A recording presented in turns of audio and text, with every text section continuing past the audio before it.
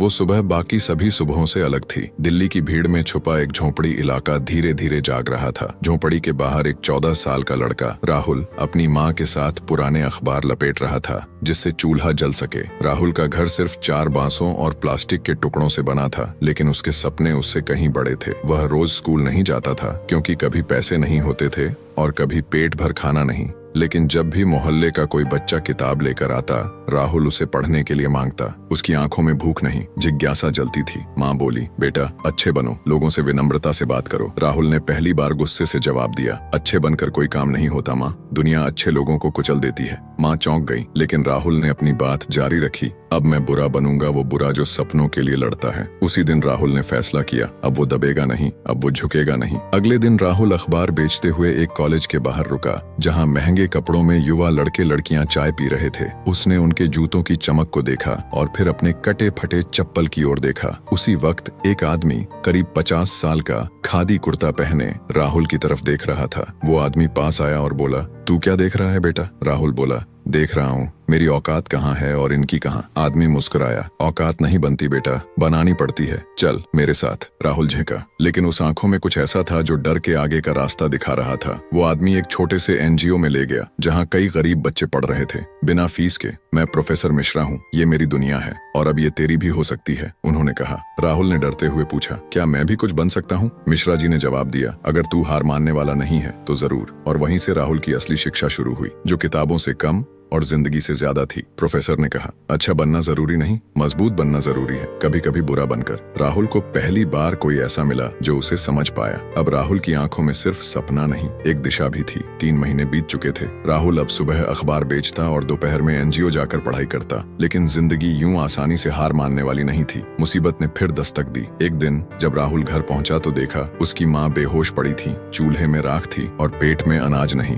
वो दौड़ा अस्पताल, लेकिन जेब में सिर्फ 27 रुपए थे। डॉक्टर ने कहा, इलाज का खर्च आज 3000 है। राहुल गिड़गिड़ाया, लेकिन कोई सुनने वाला नहीं था। तब पहली बार उसने हार मान ली, एनजीओ जाना छोड़ दिया, अखबार बेचना भी छोड़ दिया। वो बस चुपचाप माँ की देखभाल करता और रात में शहर की सड़कों पर खाली डब्बे इकट्ठा करता। मिश्रा जी ने कई बार ढूंढा, लेकिन राहुल कहीं नहीं मिला। करीब 20 दिन बाद एक रात मिश्रा जी को राहुल स्टेशन के बाहर मिला, गंदे कपड़े, थके चेहरे और बुझी आंखों में। इतना टूट क्यों गया बेटा? मिश्रा जी ने पूछा। राहुल फूट फूट कर रोने लगा, मैं कुछ नहीं कर सकता, माँ मर रही है और मैं सिर्फ सपने देख रहा था। मिश्रा जी ने कंधे पर हाथ रखा और कहा, तू मरा नहीं है, इसका मतलब खेल अभी बाकी है। ये हार तुझे या तो रुकवा देगी या राक्षस बना देगी, अब फैसला तुझे करना है। उसी रात राहुल ने फिर फैसला किया, अब कोई भी दर्द उसे नहीं तोड़ेगा। अगली सुबह वो फिर एनजीओ पहुंचा, लेकिन अब उसके हाथ में किताब नहीं, इरादा था। उसने प्रोफेसर से सिर्फ एक वादा लिया, बस मुझे सिखाइए, मैं दुनिया को दिखाऊंगा कौन हूँ। राहुल अब हर दिन 4 बजे सुबह उठता, नहाता नहीं था क्योंकि पानी नहीं था, लेकिन सपनों को नहलाता था पसीने से।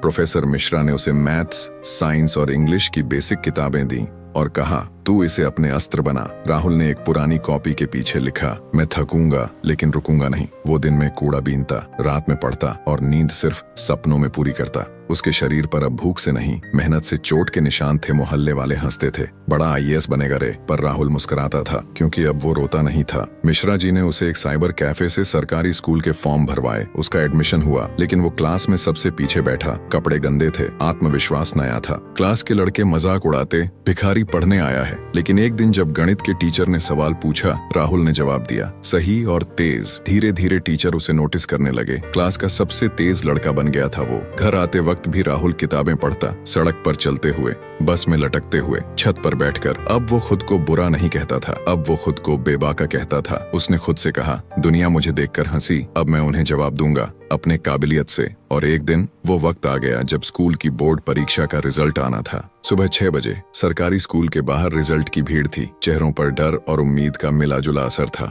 राहुल फटी सी शर्ट में आया, चुपचाप सबसे पीछे खड़ा हो गया। वो चाहता था पहले सब देख लें, फिर वो अपने लिए जगह बनाए। 20 मिनट बाद भीड़ हटने लगी। किसी ने कहा, एक लड़का टॉप कर गया पूरे स्कूल में। राहुल धीरे धीरे आगे बढ़ा, नाम पढ़ा, राहुल कुमार। 90.96% उसे यकीन नहीं हुआ। वो बैठ गया और उसकी आंखों से आंसू निकल आए, लेकिन ये हार के नहीं, जीत के थे।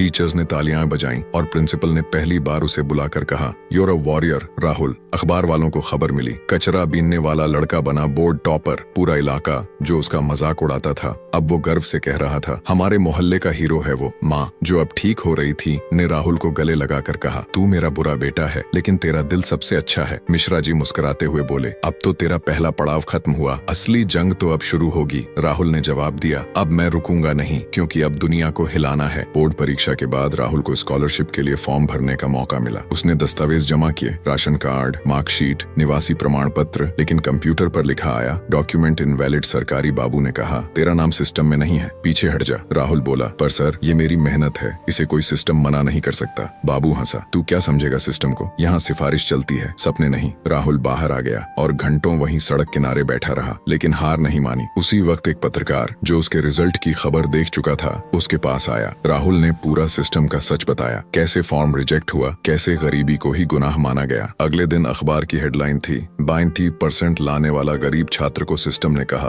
"तू योग्य नहीं है।" देश भर में गुस्सा उठा, लोगों ने सोशल मीडिया पर जस्टिस फॉर राहुल चलाया। शिक्षा मंत्रालय तक मामला पहुंचा, जांच हुई और उसी अफसर को सस्पेंड कर दिया गया। राहुल को स्कॉलरशिप मिली और खुद शिक्षा मंत्री ने उसे बुलाकर कहा, "अब तू सिर्फ छात्र नहीं, प्रतीक है।" कैमरे की फ्लैश लाइट में राहुल अब झुकता नहीं था, उसकी आंखों में अब डर नहीं, लालटेन की तरह रोशनी थी। जब पत्रकार ने पूछा, "तुम क्या कहना चाहोगे देश के युवाओं से?" राहुल ने कहा, "अच्छे बनने से कुछ नहीं होता, कभी कभी बुरा बनना पड़ता है, वो बुरा जो चुप नहीं रहता।" अब राहुल का सपना बिल्कुल साफ था, IAS बनना, लेकिन मकसद सिर्फ कुर्सी नहीं था, बदलाव था। मिश्रा जी ने उसे दिल्ली भेजने का वादा किया, NGO और लोगों से चंदा इकट्ठा किया गया। राहुल दिल्ली आया और उस भीड़ में शामिल हुआ जहां हर कोई अफसर बनने आया था। एक कोने में एक तंग रूम मिला, छत टपकती थी, लेकिन सपनों में दरार नहीं थी। कोचिंग में लोग महंगे मोबाइल और लैपटॉप से नोट्स बना रहे थे, राहुल के पास सिर्फ एक पुरानी डायरी थी। किसी ने कहा, "तू क्या अफसर बनेगा रे? तेरे जैसे लोग क्लर्क भी नहीं बनते।" राहुल मुस्कुराया नहीं, चुपचाप पढ़ता रहा, हर ताने को अपनी आग में झोंकता रहा।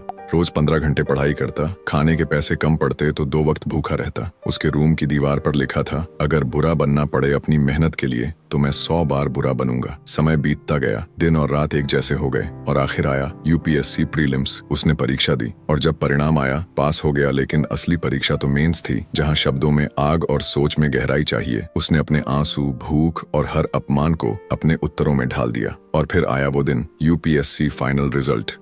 राहुल ने रोल नंबर टाइप किया और स्क्रीन पर चमका, "राहुल कुमार, AIR 70। वो वहीं फर्श पर बैठ गया, आंखें बंद कर लीं और माँ, मिश्रा जी और अपने पुराने चप्पल को याद किया। कुछ दिनों बाद IAS ट्रेनी बनने के लिए मसूरी रवाना हुआ, लेकिन जाते वक्त NGO के बच्चों को गले लगाया। प्रेस ने सवाल पूछा, "अब क्या करना चाहेंगे राहुल?" उसने जवाब दिया, "अब मैं वो IAS बनूंगा जिससे गरीब डरे नहीं और भ्रष्टाचारी कांपे।" और इस तरह एक लड़का जो चूल्हे की राख से निकला था, सिस्टम का सबसे बड़ा योद्धा बन गया।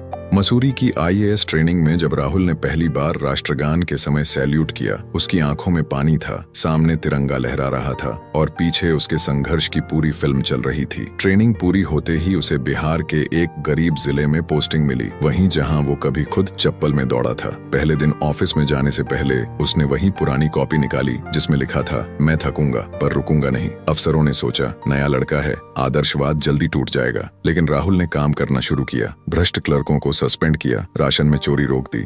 लोग कहते थे, "बड़ा बुरा अफसर है, किसी से डरता ही नहीं।" राहुल सुनता था और मन ही मन मुस्कुराता, "हाँ, मैं बुरा हूँ तुम्हारे लिए जो गलत करते हैं।" उसने हर गांव में स्कूल बनवाए, लड़कियों की शिक्षा पर जोर दिया और NGO की मदद से फ्री कोचिंग शुरू की। एक दिन दिल्ली से प्रधानमंत्री कार्यालय से फोन आया, "आपको राष्ट्रीय युवा प्रेरणा सम्मान से नवाजा जाएगा।" दिल्ली में राष्ट्रपति भवन में राहुल को सम्मानित किया गया। माँ, मिश्रा जी और NGO के बच्चे वहाँ बैठे थे। राष्ट्रगान फिर से बजा और राहुल की आंखों से एक बार फिर वही बूंदें गिरी, पर अब वो गर्व की थीं। प्रेस ने फिर सवाल किया, "आपकी सफलता का राज क्या है?" राहुल ने देखा, फिर बोला, "मैं अच्छा बनता तो दब जाता, बुरा बना तो लड़ सका, और अब बुरा नहीं हूँ, एक बदलाव हूँ।" और इस तरह एक लड़का जो झोंपड़ी में पला, चप्पल में दौड़ा, कचरा बीनता था, आज लाखों युवाओं के लिए बन चुका था वो नाम राहुल। कभी हार मत मानो, जरूरत पड़े तो बुरा बनो, वो बुरा जो झुकता नहीं, वो बुरा जो जलता है और रोशनी फैलाता है। जय हिंद, वंदे मातरम।